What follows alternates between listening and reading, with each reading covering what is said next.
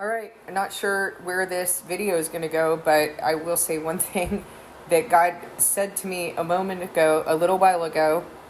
They don't need an image to worship me. And so as I was trying to understand what he was saying to me, he started to help me understand some things like who counterfeit Christianity are actually worshiping, and also the fact that he said from the very beginning, don't set up an image. There's always that mimicry, like that other side of what God is doing, and then the other side of what Satan's doing. And really what God is fulfilling through Satan, right? He's fulfilling the counterfeit because he's giving you a choice. Are you going to choose him, or are you going to choose the counterfeit? The Antichrist is Satan. The kingdom of the Antichrist are those who've chosen Satan. And indeed, they are worshiping Satan. That's what they're worshiping. They worship the Antichrist. Christ's kingdom worship Christ and the Father. So when we talk about the kingdom of the Antichrist that started with papal Rome, that's what you have to understand, that in worshiping, in being included into that kingdom of counterfeit Christianity, if they do not love truth, what they worship is the Antichrist.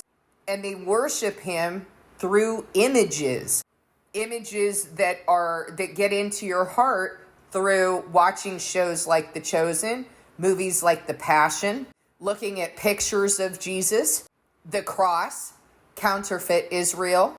You don't worship that way. You don't worship through these things, through flags and crosses and statues and relics and pictures and portrayals of who Jesus is. John 4 says that we worship in the spirit and in the truth. You don't need an image to worship God. And in fact, if you're using an image to worship God, you are not worshiping God because he told you not to set up an image. So what are counterfeit Christians calling themselves Zionists? What are they doing? They have set up an image. They have set up a false Messiah who they believe, and this is really incredible, okay? I want you to think about this for a minute. Like, how do you think Israelis feel about counterfeit Christians telling them that they're gonna die for them? Good grief. Do you think they're like, oh yeah, it'd be an honor to die for you? Oh yes, of course. Of course we're gonna die for you. What's your name again? Like, who the heck are you?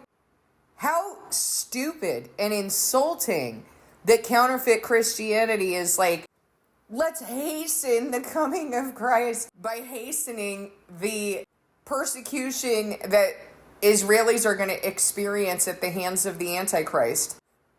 I mean, counterfeit Christianity is just plain stupid. They think everybody loves them and everybody owes them. It's so weird. Israelis aren't buying into this. They can't stand America or counterfeit Christianity. They don't buy this story. They don't believe it. And the ironic thing is that the image of the Antichrist, counterfeit Israel, Jewish Zionism, that image of the Antichrist that counterfeit Christianity has set up as its false Messiah is the very thing that's going to persecute. That is the persecuting power. And you need to know that if they're persecuting their own people right now because ultra-Orthodox Jews don't want to fight, they don't want to murder, and they don't want to steal because they know that that's against God's word, and they're persecuting them, pummeling them in the street and dragging them away and throwing them in prison, if that's what they do to their own people, they're not going to have any more loyalty to counterfeit Christians just because counterfeit Christians have been giving them money or support. What loyalty do they have to America? Netanyahu got on a video complaining and whining and telling on the United States for not giving them more weapons. We've been giving them $3.3 billion in assistance since the 1970s.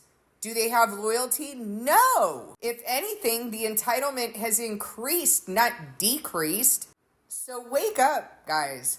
This is here.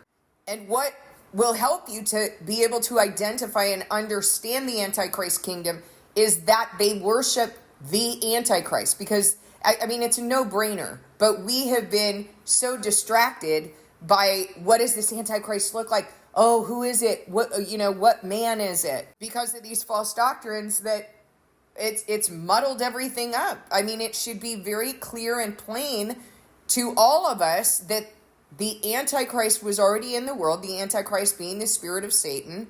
Many Antichrists have come, and the Antichrist kingdom of the end, once wickedness has blossomed, are those many Antichrists. And they are identified as Antichrist because they want to do the will of their Father. That's what Jesus said in the book of John. Why is my language unclear to you? Because you are children of the devil, and your desire is to do what your father wants to do. He was a murderer from the beginning, and there's no truth in him. He already told us what Antichrist was, being in opposition to God. And it is far more subtle than being of some, satanic temple and wearing black and whatever else, people have in their heads about what Antichrist is or what satanic is. These people are Satan worshipers. They are of the synagogue of Satan. They worship Satan because they don't worship God. And if you're not worshiping God, that's what you're worshiping. So it's far more subtle. And in fact, these people think that they are of him, even as they completely disobey him and persecute others for holding fast to his truth, even their own people. These are those who worship the Antichrist. And you do not need an image to worship God. Please discern this message with God.